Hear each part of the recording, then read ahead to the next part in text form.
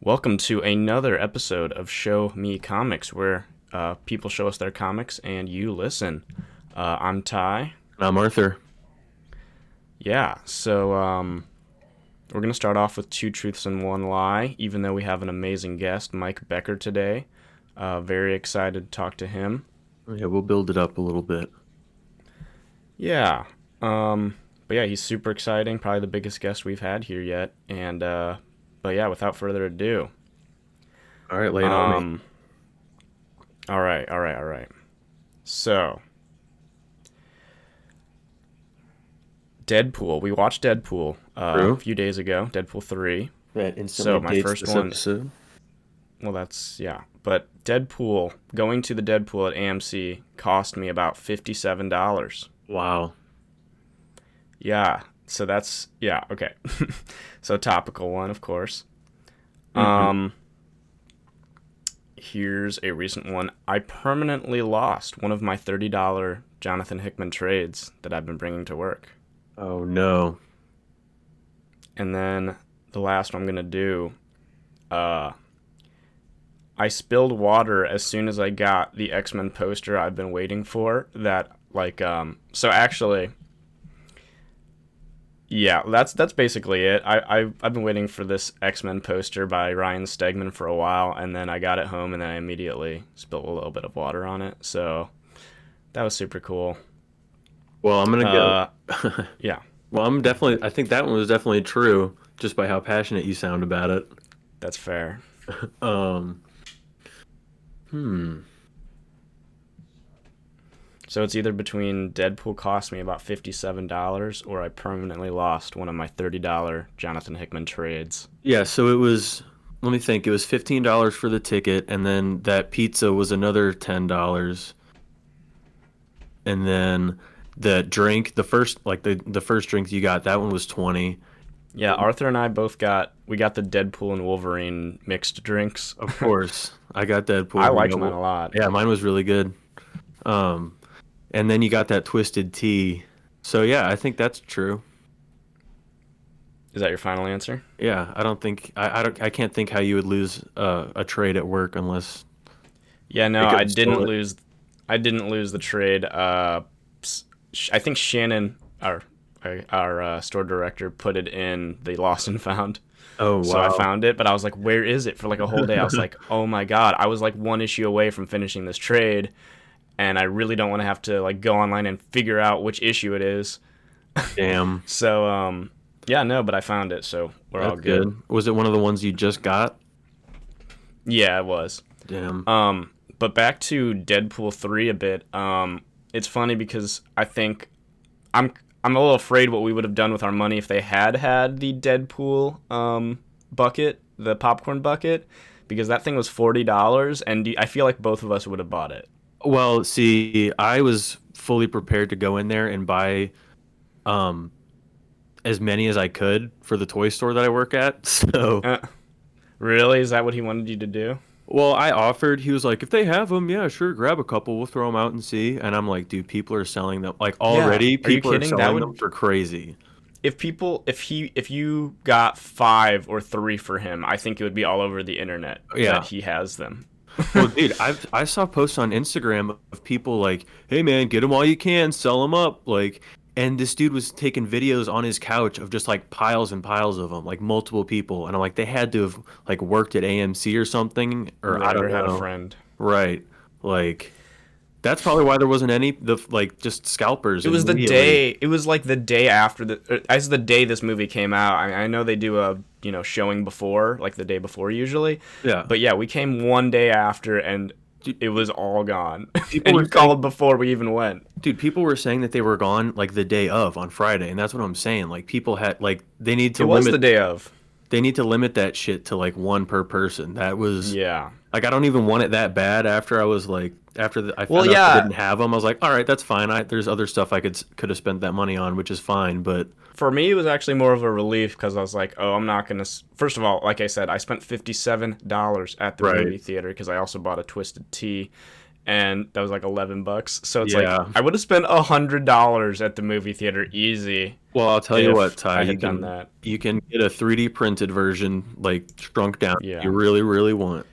Well, it's like we were talking about. I mentioned how I really, when I was a kid, wanted the Deadpool core, Hmm. as San Diego Comic-Con exclusive, like 6-inch figure. I think it was 6-inch figure action figure set, They were three and three and quarters, but three yeah, they were inches, it was still and thick. then Yeah. they came in like a taco truck with all the Deadpool core on it, and I thought that was so fucking cool. Hmm. And then yeah, you look. I think it was, what was it, like $100 on eBay right now? Yeah. Something like Yeah, that. I don't know. So yeah, I don't know. I don't know. My point with that was, I guess it becomes cheaper, but I don't know if that's cheaper. The buckets will definitely go down. Like once everybody has one, like I said, And like a few people bought a bunch of them, and as soon as everybody there's going to be that initial wave of it. Oh man, I didn't get to go to the AMC theater, so I'll just get one online. And then all those people will have one, and then in a year, they'll be $50. I don't know. also, the Deadpool video game, I was like, yo, this makes me want to play it. So I looked it Hmm. up, and it's like $900 online. Like, Yeah, I don't think anyone's buying it for that, but probably $100. And I wouldn't pay $100 for that game because apparently that game stinks. I thought it was fun when I played it at like 12, but yeah, I haven't heard anything super great about it since. But yeah, that's just like all Deadpool action figures and memorabilia, like all go up when these movies come out. And it's just Hmm. with all of them in general. Spider-Man, X-Men. When X-Men '97 came out, there was plenty of people coming in to the toy store looking for those original like Toy Biz figures. You know. Yeah, well, yeah, I was talking about it with people at work. Like, there's just a Hmm. whole industry around scalping Yeah, and what people will pay for stuff. it makes me And sick. I mean, if you can double your money, that's like kind of a hack right there, right? Like, just go somewhere early, low key ruin everyone else's day, and double your money, like, easy. Yeah, dude, because there's some people that go to these, like to go to Walmart and Target just to find these figures. And there was this store that I used to go to, Saga Toys. You can edit that out if you don't want to name drop them, but they did a lot of other kind of crappy things. I went to Walmart one day looking for the new wave of Transformers. The shit, like it was supposed to drop that day or the day before, Hmm. completely gone. The shelf was completely clean. I was like, oh man, whatever, that sucks. I'll go to Saga Toys, see if they have anything vintage I could buy. Uh, the entire shelf, the entire Transformers shelf, was the wave that came out the day before. Yeah, I mean, $2 more I don't know. expensive. It's weird though. Like, do you want, the place you work at to have a business, or do you care about like Walmart and Target? Like, I don't know. It's weird. I don't want to like shit on the small business, but at the No, same time, it's like if they're scalping them, it's a little annoying. Like, it's I don't know.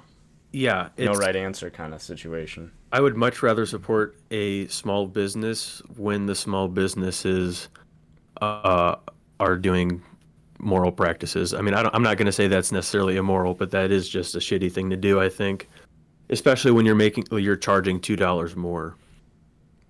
$2. I don't know. That's not that bad. I I mean, think I probably don't know. Right. probably barely covers what he, I don't know. I guess he just buys it and sells it. He just wants people to come in the store, I guess. I don't know. Well, yeah. Anyway, But yeah, Deadpool 3 was dope. We're not going to spoil it, but of course not. Um, I got spoiled immediately before, like, I went on Friday, so like date's supposed to come out, and then I was like looking through my news feed. Oh, this person's in the movie. mhm. Well, fuck. And then Yeah, IGN posted a video about the X-Men timeline and also spoiled it. So thank you, IGN. Fuck you. yeah, and thank you to Hot Toys for ruining that the was going to be in the movie. I mean, that's pretty much already all out there, but like literally Yeah. on Thursday, they made the post. Didn't even get to see it. Didn't even get to see the movie yet. Hot Toys released their new Deadpool figure and the next three Deadpool figures. It's like, oh, cool. So I didn't haven't seen the movie yet now I know all these people are in it. Yeah. Yeah. Um, I think we're gonna end the intro there because maybe some people don't know about the and I can put a little warning right before you say it. True. and I'll just tell him to skip like 30 seconds. But yeah, we're gonna Yeah, my talk to Mike bad. Becker. And also, guys, don't forget to follow Show Off Comic on Instagram. No spaces, no underscores, just Show Off Comic. As well as if you have any comics if you have a comic that you've made that you'd like to send to us to talk to you about on the show, showme.comics24@gmail.com. That's showme.comics24@gmail.com. We need to check the email, Arthur. I think I I check haven't it. looked at it in a second. I check it every day. Still nothing. All right. Well, you know what? And I will Whatever. say, Mike Becker will get us on the map. even if you're only working on a comic, if you're like, if it's not, doesn't have to be out yet, you know, just hit us up if you're working on something. True. I think we're just kind of, yeah. I mean, we're here to talk about comics and not, yeah, exactly. I think you hit on nail on the head. Sweet. And without further ado, Mike Becker, bam. All right. Welcome to another episode of Show Me Comics. Today we have a very, very special guest, Mike Becker. Arthur's known this guy for a bit. He's been talking to him about comic stuff for, on and off for maybe a year or two, right, Arthur? Well, I bother him sometimes, but Right. yeah. But yeah, Mike is an amazing artist. He has a comic out, Young Offenders, which I was, looking at some pages earlier of. But yeah, Mike, you want to introduce yourself for a second, maybe? Yeah. Hey, I'm Mike Becker. I'm I guess, comic book artist by day and night, and a comic book professor also by day and night. So. Oh man. Yeah, I love that for you, man. Yeah, super excited to talk to you. So you're also, I read this on your website. Are you still a storyboard revisionist for Warner Brothers? No. That was just a one-time gig. Gotcha. Okay. Well, I think I saw the movie that you did for that one. Was it Legion of Superheroes with Supergirl in it? Was it that one I'm remembering correctly? Yeah. I actually just watched that on the plane like about a year ago. Sorry, I watched a piece of your art on, a tiny phone, but it was free with the Wi-Fi. So I checked it out, and that was a good movie, man. I liked it. Yeah, that was a pretty fun one. Definitely a tomorrow to me in the Tomorrowverse. Maybe biased, but yeah, right. That's fair. So what do you do for a full-time job now, or a part-time job, or do you have a kind of hustle you're doing? Professor. Right. Yes. Well, I guess my more mainstream job is I'm a professor at SCAD, and I teach sequential art, so comic book school. Yeah, man. I definitely know about that because I did a YouTube video on Trad Moore, and I believe he went to SCAD as well. And yeah, dude. Yeah, definitely. Yep. Yeah, and you guys are both like super great artists, two of my favorites. So, I mean, I'll also bring this up. I did a YouTube video on 3 artists I really liked. And then at the end, I had this conclusion where I was talking about how, kind of anyone can make it in the comics world. And I was like, I'm going to throw Mike Becker's like webpage on there because, you have such a great webpage with so many different comics and stuff you can buy that like, are going to help you, hopefully your revenue stream. And it's just like, I just put it on there. I was like super excited to kind of show you off and like be like, this can be done by, anyone who wants to make comics, right? I mean, you're definitely the poster boy for that. Oh yeah. Well, thank you. Yeah. Dude. Also, likewise, a huge fan of Trads. I've been lucky to meet him a couple times. He actually came to visit SCAD and do a little lecture series this past winter. Oh man, that's so cool. Yeah, awesome guy. Oh man, I'm so jealous, man. Oh, if I knew about this college when I was applying for colleges, I might have wanted to go there really bad. Yeah, so that's what I do by day. I'm working on a project I cannot talk much about, but I have a book coming out that should be announced next year. Yeah. Oh, okay. Super exciting, dude. And hey, maybe this is something you can or maybe you can't talk about, but I was looking again at some of your credits, and I'm a big fan of college humor. So I saw you did a comic that apparently never got released for Dropout.tv, which used to be College Humor. Yes. Yeah. Deep cut in my resume. That was my first gig out of college. Oh, man. After I graduated at SCAD. but I did maybe 8 episodes of a web comic for them. It did not end up getting released. Some logistic issues. I ended up moving during the process, and things just didn't manifest. But I did a lot of work for that, and also a huge fan of College Humor. Always Yes. have been. Oh my gosh, they're so hilarious. I mean, dude, when I was a kid, I mean, I don't know how old you are, Mike. I'll leave that up to you if you want to tell us. But I'm like about 23 years old, so like just as a kid, I was watching College Humor when I probably should have not been watching that, but it was just like I was obsessed with it. I was watching it every day. Oh yeah, Yeah. I'm definitely a little older than you. I'm 32, I guess for context sake. Gotcha. So College Humor was like really huge when I was In in college. college, right? Yeah. And then I guess they're doing I I at least watch a lot of Dropout TV videos on my phone. Yeah. Uh, Yeah, they come up in my feed all the time if it's like YouTube Shorts, which I do watch sometimes. yeah, that Yeah. very important people to shout out a very popular show Mhm. that I'm super into right now. Yeah, dude, I haven't watched that one at all, but I mean, I'm actually subscribed to Dropout, but I've kind of fallen into the trap where I'm not watching it, so I have like 4 months of Dropout that I just haven't watched, but I totally need to be at this point. That one I definitely like a lot. Yeah, I will check that out. Um, yeah, man, dude, I have such a long list here of questions, but we won't keep you too long. Oh yeah, hit me with the questions. So I saw that you did some episodes of Marvel Too Long Didn't Read. Is this true? Or is this? Oh yeah, wow. Also a deep cut in Yeah. my list work. So I'm curious, did they kind of ask you to do a certain style for that, or did you just kind of find a style that was fast for you, or were you still developing your style? What was happening there? Yeah, I mean that was while I was literally attending SCAD, Mm-hmm. and Noah, who developed the series, he was also at SCAD at the time, so we connected there. They did have a pretty specific look for what they were kind of going for. They're kind of simple, a little on the chibi end of the spectrum. Mm-hmm. So I did a couple of videos of that for them. Definitely the Winter Soldier one I remember the most, and Infinity Gauntlet, like the original, like retelling of like the original OG Infinity Gauntlet saga. Mm-hmm. I remember that one because I had to draw so many characters, all in that little style. I know Arthur knows about that because you read that in the last year, didn't you, Arthur? Oh yeah, Young Offenders. No. Yeah. Infinity Gauntlet. Oh yeah, yeah. No, that was a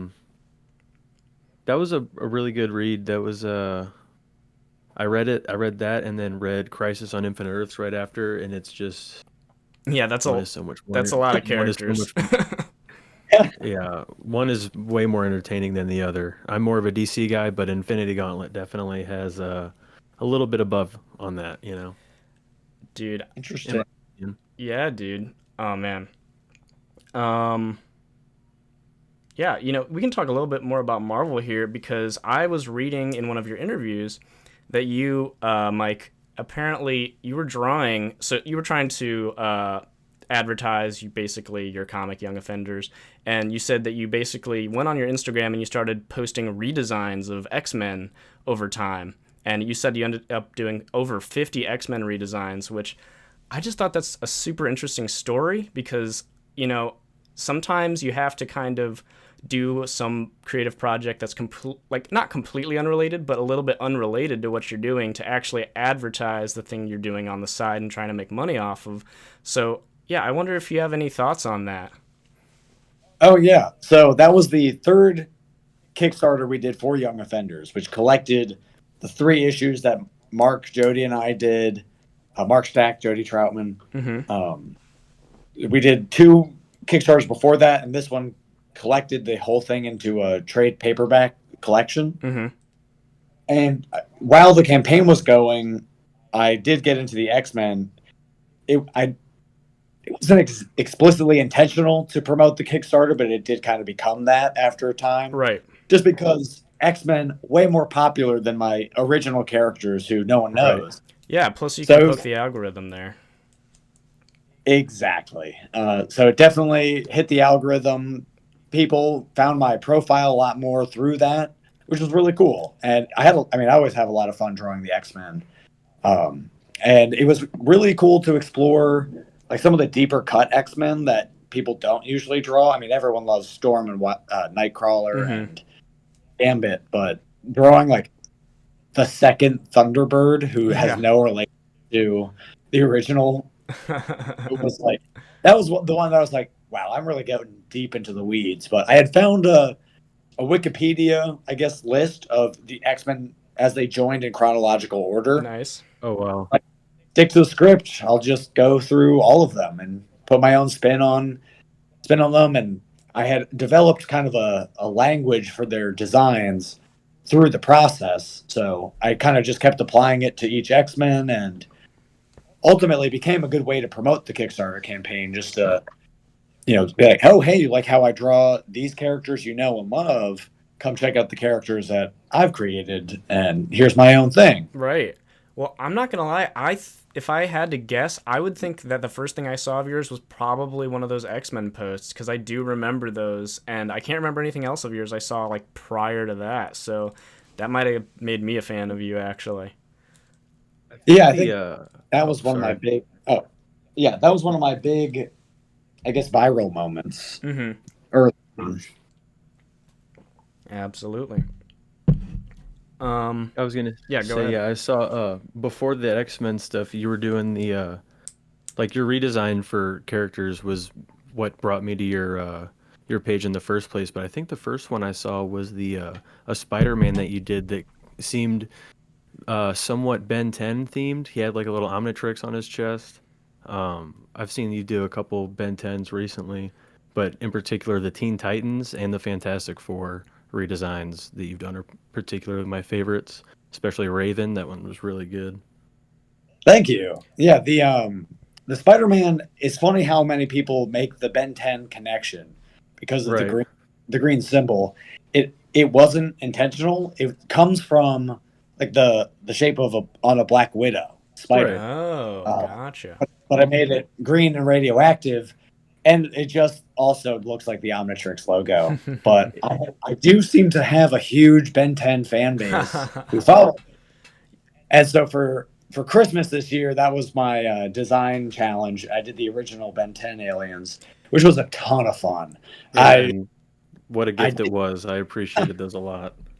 I'm glad. Thank you. I'm glad to hear. I actually did do sketches at least of uh, like the next 10 and the Alien Force aliens, but I just There you haven't go. had time to like do cleaner versions worth coloring. So maybe next year or sometime later this year because those designs were really cool, and it's always nice to do stuff a little out of my wheelhouse, just less superhero stuff, just to Right. broaden my horizon a little bit. Of course, you gotta switch it up. You're a And shoe-in Ty for brought a up the Ben 10 comic, man. I'd read that. of course. I'd love to draw that. Yeah.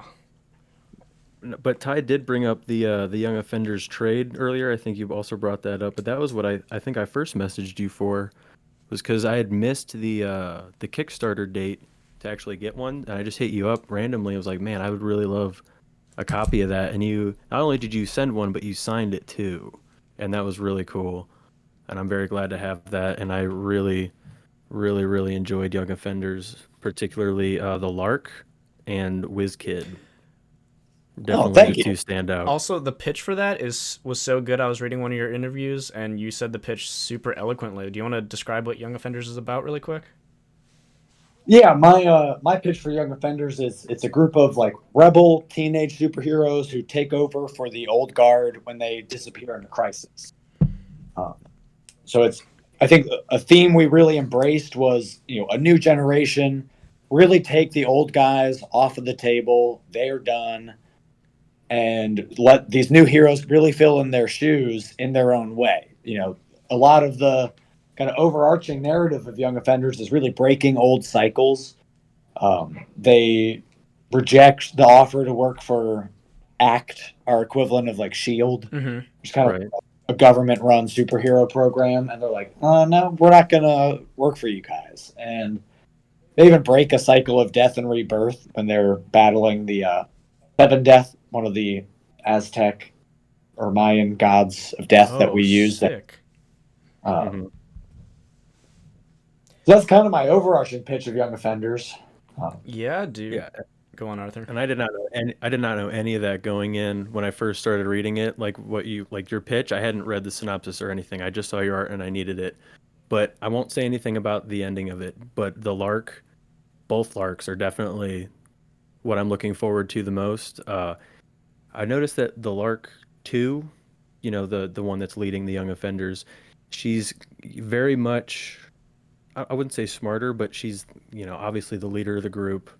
Um, but she's still kind of winging it. She's got like the composure of Batman, right? She acts like she knows what she's doing, calmly in control all the time, but she definitely makes mistakes too, but it's just a really nice seeing that like flawless Batman type character, but also not fully knowing what to do because, like you said, they're kind of thrown into quite the predicament pretty fast.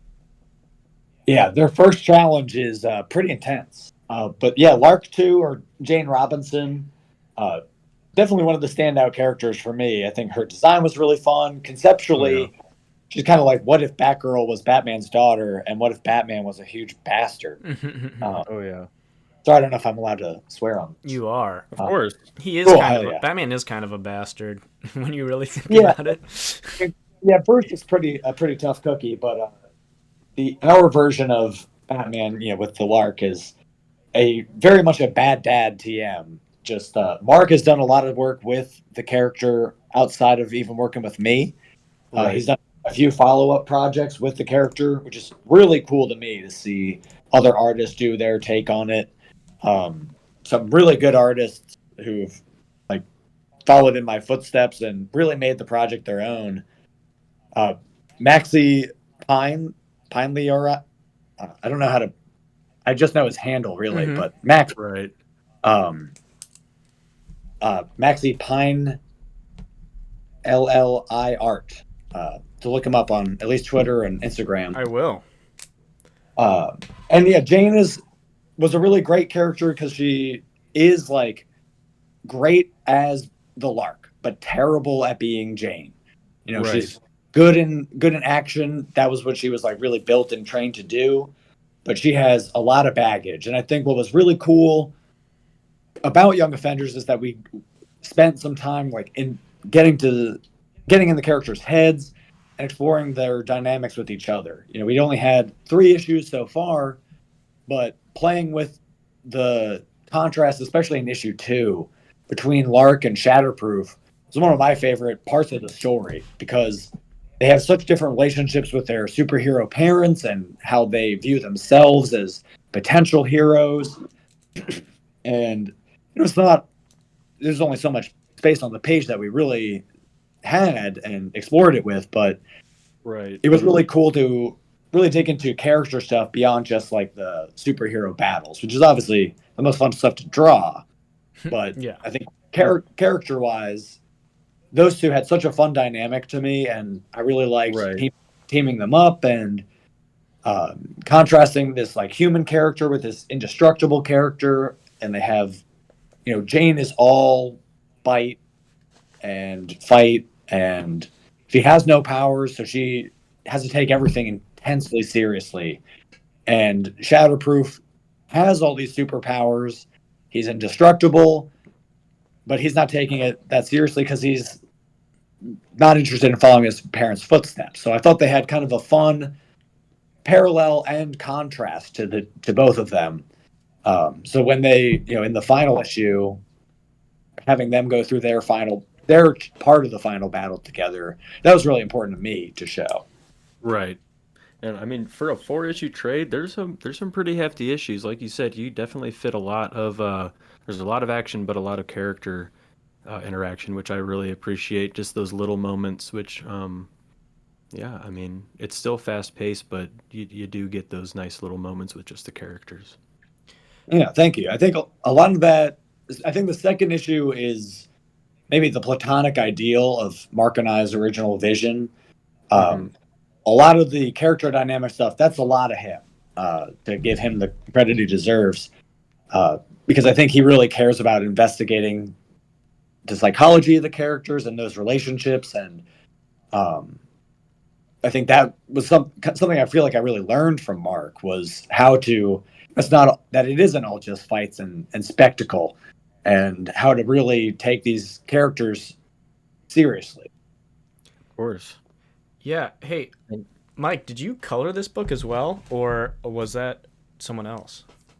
Oh, that was me. That's insane, Yeah. man. Where did you learn to do? I guess from college? A lot of, yeah, I definitely got my foundational digital coloring experience at SCAD and in my college experience. Man, that's crazy, But though. a lot of it was trial and error too. Big Green World, which is the never published comic I did for Dropout, Mm-hmm. that was really where I had to kind of trial by fire, really figure it out. Okay. And I think through Young Offenders, that was a huge level up for me. Like, kind of throughout every part of the process, between layouts and storytelling, actually drawing the comic and the penciling stage, and to the coloring stage. I mean, I look at it now that I'm a few years removed from it, and I'm like, oh my god, I thought it was so amazing, and like I could just do so much better than this now, Mm-hmm. which is a good. And I'm glad. I hope it still holds up. I'm still quite proud of everything I did with that book. But I also got so much better through the process of doing Young Offenders, especially I think with the coloring, where I was like really learned more advanced application of the technique. Yeah, what do you Of use course. to color? It's Photoshop, I guess. Yeah. Pretty much all digital. All of my line art ever is all traditional. Very rarely do I do any actual drawing on a screen. I just don't like the feeling of drawing on glass. Yeah. But I like coloring on glass. And the digital process I've really figured out a good rhythm with, and yeah, so it's all digital. Hell yeah, man. That's really cool. I mean, it's just coloring is just a totally different beast, you know? It's like insane to hear about all these artists who have, they're bilingual in terms of drawing and coloring. It's like the people take that, I think people definitely take that for granted, and it's like, no, this is totally different. It's unrelated, and it's a totally different job if you work at Marvel or DC, like there's someone else doing that. So I don't know. It's just interesting to hear how you have such a heavy load, and yeah. I mean, I Yeah, I do really like coloring my own work, but it is a lot of extra work. absolutely. And I think what a cool thing about any collaborative creative experience, other than the melding of the minds of create other creatives, it's also really nice to have someone to delegate to. Because Right. I did all of the art is all me, pencils, inks, colors. But Jody Troutman was the letterer, and it was really great to have her to just like, oh, she does this, and I just don't have to worry about it. Yes.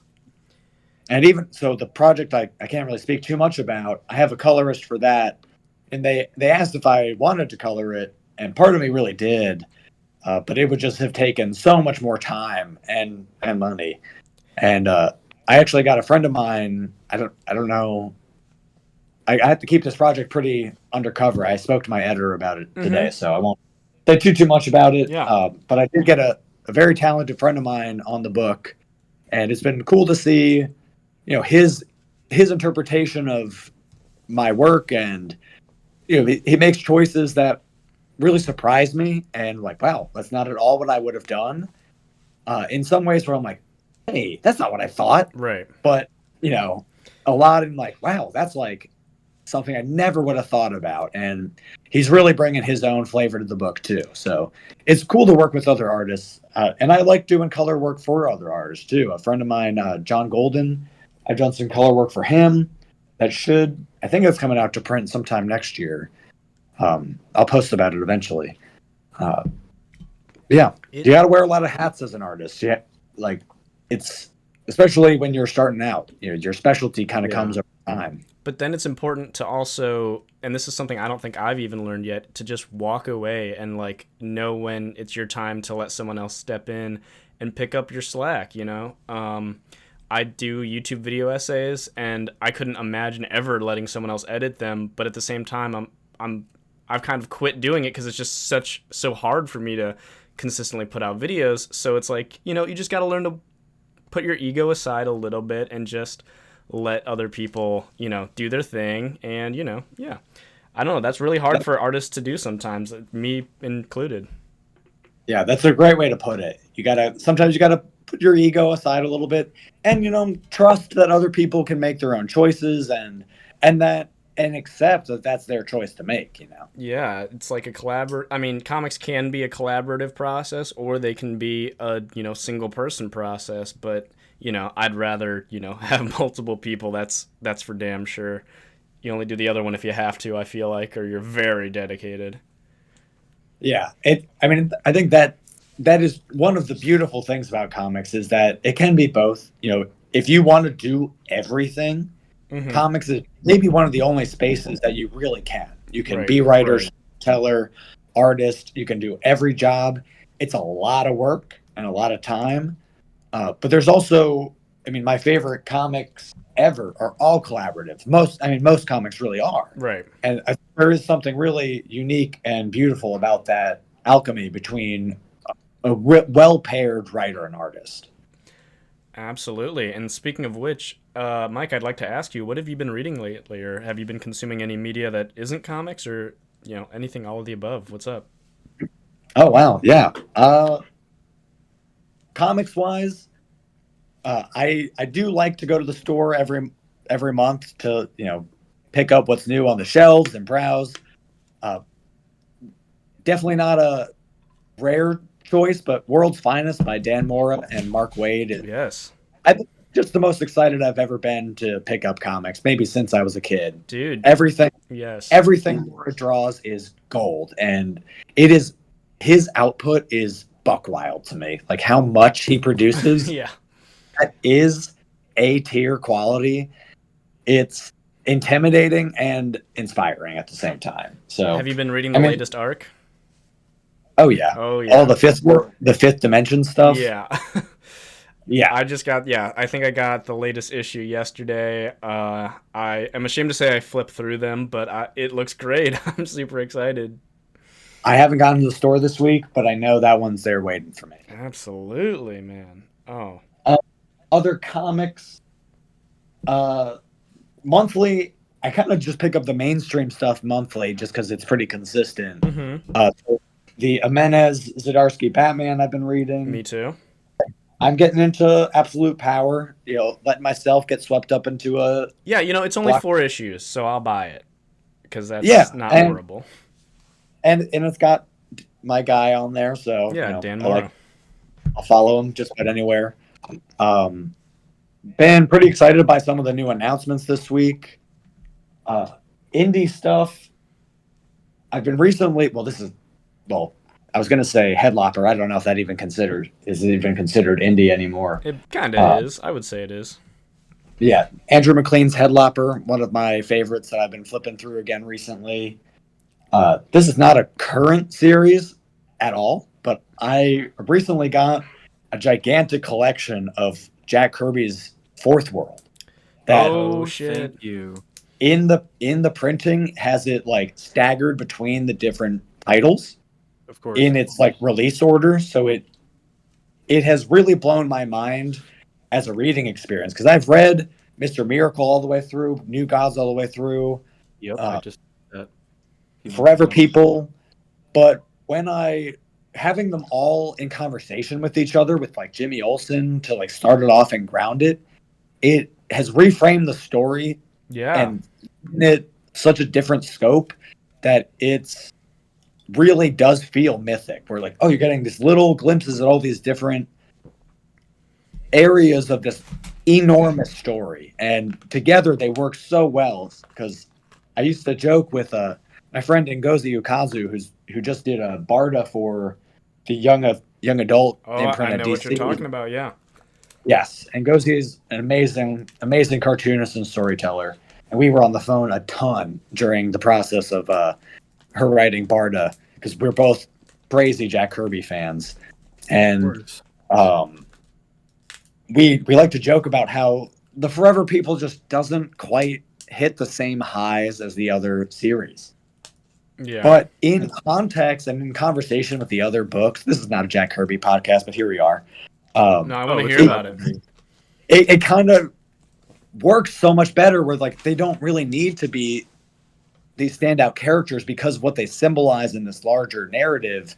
And so like when they're reintroducing themselves every issue, it works a little bit better when you've had like 3 other books in between and you really understand kind of what their role in the story is. So I'm pretty deep into it now, but not all the way through. So that's been most of my reading. Watching wise, I was slow to embrace anime, which is a shame of mine, but that's okay. Me too. This year I've been overcorrecting. So I tried One Piece. I've been in. Oh, Yes. Yeah. One Piece. Chainsaw Man. Okay, Chainsaw Man. I did do My Hero Academia, Beautiful. which I very much up my alley. Yeah. Definitely I think if I was 14, it would be my favorite thing.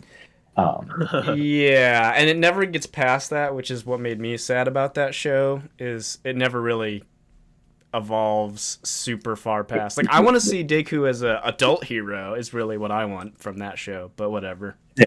Yeah, I mean, I just am 32, so it's there's a limit to my investment, I think. And honestly, my favorite anime I've been into is Mob Psycho 100. Yeah, that one has been a ton of fun, absolutely insane. And then because I've been over consuming anime, I've gotten into The Bear finally. Oh. Just to watch human beings. Yeah. And that's been pretty good too. You know what you should watch though? You should watch One Punch Man, which is the same yeah. creator of Mob Psycho, I believe. I believe they share the same Yes. creator. So, and just One Punch Man season 1, the animation goes off the charts. So I would check that out. That's my suggestion.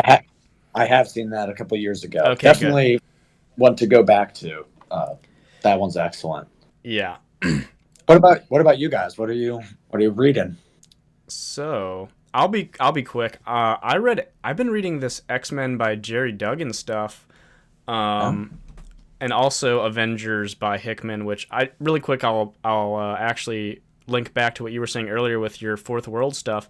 Yeah, it's one of those things where all the comics are kind of disconnected from each other because they're from different series, but it definitely adds to like the grandness of the Avengers story in the Hickman run I'm reading. But to go back, to circle back to X-Men really quick, Jerry Duggan's X-Men. He also did Deadpool for like 3 years or maybe even more. So reading his X-Men runs, he's kind of got it down. But overall, it's pretty good. I don't know if I'm gonna buy it. Pepe Larraz art. So it does sometimes. He was doing the covers for a long time, I believe, but it kind of dropped off, and he kind of moved on to other things. But yeah, I'm just trying to finish up this X-Men stuff because finally they're relaunching X-Men. So like I've been trying to catch up on all this Krakoa stuff because apparently like no one's living on an island together anymore in the X-Men universe, which they were for like 3 years. So I'm trying to figure out what the hell happened, basically. Yeah, that's basically where I'm at. I mean, you name dropped Hickman, and Hickman is one of my all-time faves. Yeah, the Avengers. I mean, he does with both Avengers and his Fantastic Four, and I guess eventually X-Men too with Hoxpox. Mm-hmm. He does that interwoven story between different titles, and he has this like really incredible ability to have these master plans that work with comics as a medium. I think Grant Morrison does a lot of the same stuff with some of their projects, like Multiversity and Seven Soldiers, where part of the reading process is collecting it and building the story through these different series. Because I think that's just such a creative way to use the medium of comics, and because comics is about collecting, and even reading a comic it all happens in your mind. It's an active medium where you really build the story in your brain. You're not Yeah. just absorbing it. I'd Um, I'd say like 90% of the stuff Hickman does is just amazing. But I will say I was reading this Avengers run, and there's just a few pages that just took me out of the experience so much because I was so fucking confused about what was going on. Like, there's this one page where this guy who's been yellow the entire time is just, his entire body is like pitch black. And I'm like, what happened in between the last panel? I don't understand. And I feel like, I don't know if that's because Jonathan Hickman had to write like 100 scripts for this, because holy crap, there's so many issues and pages in this Avengers series. But just, there's like one or two pages where I'm just like, what is going on? Like, something is standing away, and when it brings you out of the immersion like that, it's kind of a lost cause at that point. But I mean, I'm enjoying the Avengers series overall, though, obviously. So I keep buying the trade. So yeah. And the ideas that Hickman's playing with in that Avengers run, especially with that yellow guy, they're pretty out there. So it takes a lot to digest. So especially when that immersion breaks a little bit. Exactly. Yeah. Arthur, you have anything you've been reading, man? Yeah, I'm actually really glad Mike brought up Jack Kirby, because I bought the New Gods collection a couple years ago when I did a project for him in college, and I got about 3 issues into it. I'm like, what the fuck is this Orion Gang stuff? Like, this is not what I want to read. And then I actually, I just got through it, and it's the cosmic story that I've been expecting. I really don't want to say anything about it because honestly, it's a bit confusing. I don't fully grasp it. Maybe I would if I read more for Fourth World. I do own a couple Jimmy Olsen comics, but nothing. Just a couple issues I found randomly. But yeah, going with the older DC stuff, Alan Moore Swamp Thing. I'm slowly going through that. That's a nighttime read for me before I go to bed. And X-Men First Class by what's his name? Jeff Parker from 2007. Hilarious. I love a funny comic. Yeah, the X-Men comics I've been reading are pretty funny, so you might want to check those out. I'm all about X-Men right now. I just started X-Men 97, finally, the show. Oh, yeah. Yes. Bonkers. The stuff they're doing in this show is crazy. It's fun for me to just watch and be like, is this 2D animation or 3D? Like, what's going on? Like, I just hyper-analyze it a little too much. It's a lot to digest. Yeah. So, yeah, before we go, there's one last thing I'd like to touch on. I read in one of your interviews, you were just talking about how right before you kind of made it big on Instagram, like, you kind of felt like you were wasting your time, and you said, like, you felt like the last 10 years of creative work were kind of wasted. And I've kind of been in a similar place where, my YouTube channel hasn't been getting bigger or anything. So I'm kind of like, I'm moving on to this podcast and also writing this comic that I'm making show off. So I just want to say to like the viewers, even if you've worked super hard and like spent all this time doing something, your art still has worth. Even if, you don't get popular, either way, putting in this effort into something you love is, I think, special. And that's why, me and Arthur made this podcast, because it's just, of course. Yeah, we all love this stuff. Yeah, and that's another thing I wanted to talk about Mike with, was when I first started talking to him, was whenever, we first started taking show off seriously, and I was, about to start doing pages, and I asked him for some advice. I was like, so what all do I need to do to get my comic together? And your very simple answer really just broke it for me. And it was just go ahead and start, man. Like, and that was the hardest thing for me. And that is still sometimes the hardest thing, to just wake up and start, like I'm staring at the page, and once I get started, I'm good, but yeah, that was, just made me realize that maybe I've been overthinking this, and it is just as simple as me having fun, like, I don't know. Well, I really appreciate you saying that. That means a lot to know that anything I said resonated at all. Of course, dude. There wasn't maybe necessarily a specific question there, but certainly art is a persistence game. Like, you really have to. The only way to lose is to quit. Mm-hmm. So, Yeah, that's what I say. and you really can't sit around waiting for permission. If the only reason you want to make art is to make money, No, yeah, you can't be like then that. I don't know. Good luck. I Yeah, guess you better. great luck. Good luck with Yeah. that, buddy.